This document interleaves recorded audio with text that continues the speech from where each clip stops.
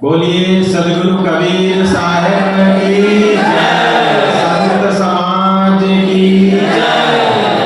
धन्यवाद पूजनीय साहेब जी, अर्चनीय वंदनीय संत समाज, दूर दराज से पधारे सत्संग प्रेमी बंधुओं और माताओं, हम सब गुरुवर कबीर साहब को सुनने के लिए यहाँ एकत्रित हुए हैं। थोड़ी चर्चा इसी क्रम में मैं भी आप लोगों के बीच रखता हूँ।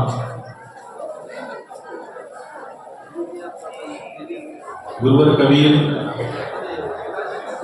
साहब की पंक्ति है उलटवासी, आप लोग सुने होंगे, बरसे कंबल और भीजे पानी।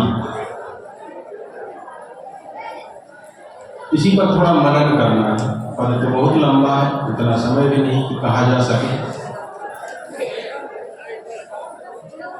गुरुवर कबीर ऐसा कह के क्या संदेश देना चाहते हैं, बस ये जानना है आज में। बरसे कंबल भीजे पानी। कंबल बरस रहा है और पानी भीग रहा है।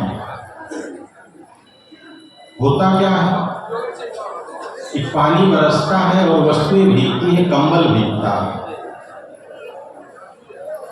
लेकिन हमारे जीवन में गुरुवर कबीर जो बात करते हैं वो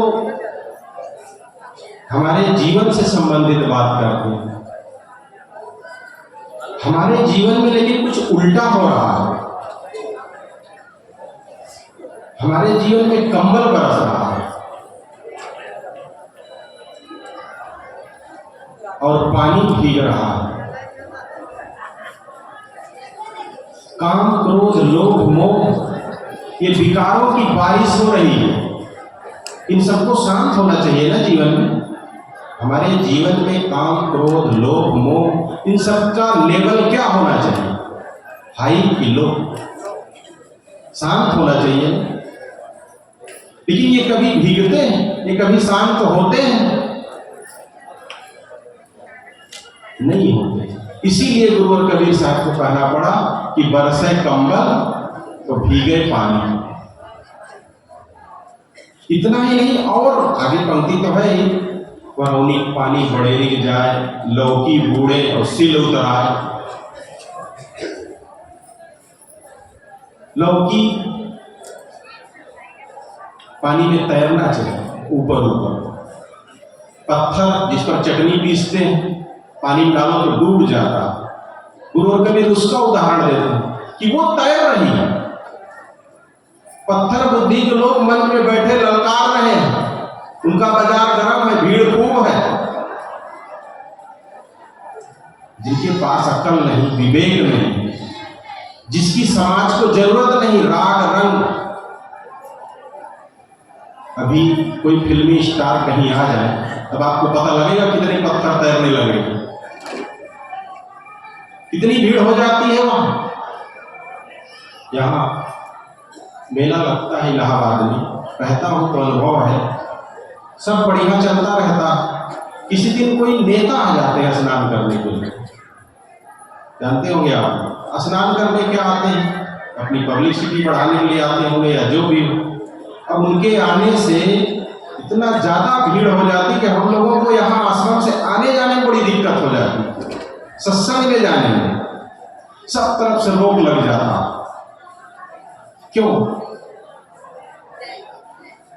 वहां भीड़ क्यों हो गई? संतों का प्रवचन तो रोज होता है वहां, लेकिन उसकी कोई कीमत नहीं। लौकी डूब गई है। जिसको ऊपर होना चाहिए हमारे जीवन में, सद्विचार, सद्बुद्धि, सद्ज्ञान, सद्विवेक, जिसको हमारे जीवन में सबसे पहले होना चाहिए, उसकी कोई कीमत ही नहीं। हमारे घर में किसी कोने में पड़ा है। इसलिए गुरुवर कबीर को मजबूर होकर ऐसे कहना पड़ा, कोई शौक से नहीं कह दिए ऐसे। कि बरसे कंबल भीजे पानी।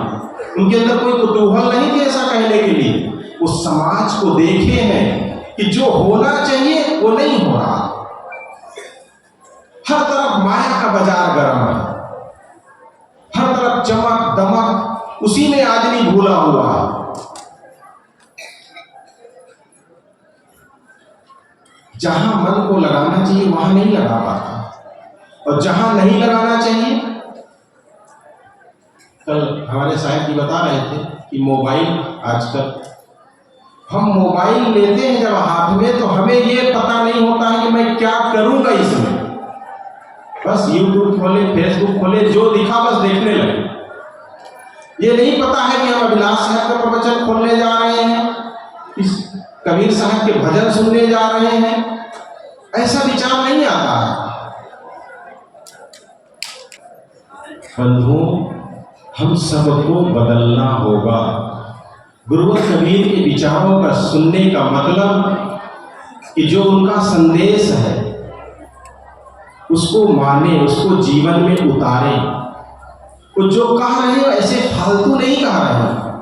ये भजन बहुत दिन से सुने होंगे कि बरसे कंबल और भीगे पानी, लेकिन इसका अर्थ शायद नहीं जानते, बहुत लोग नहीं जानते कि कबीर साहब कहना क्या चाहते हैं। आपकी गाते भी हैं, गायक लोग मस्ती में गा के निकल जाते हैं, लेकिन उसका अर्थ समझने का प्रयास करें। बहुत सारी उल्टवासियां हैं गुरुवर कबीर की ऐसे जो चोटदार है और भावपूर्ण है। कहत कबीर नामक पुस्तक में यहाँ उपलब्ध है, आप लोग उसको रखें। बीजक जैसे वो भी है, उसको भी पढ़ें, उसमें भी देखें। ये पूरा पद आपको मिल जाएगा और अच्छे से समझ सकते हैं। मैं तो केवल थोड़ा से वानगी दे रहा हूं, एक उसमें एक पंक्ति बता रहा हूं कि जो होना चाहिए वो नहीं हो रहा है, और जो नहीं होना चाहिए वो हो रहा है। तो कहते हैं ना, फटा कैलेंडर हो गए आज रिटायर बाप, और रामचंद्र देने लगे दशरथ को वनवास।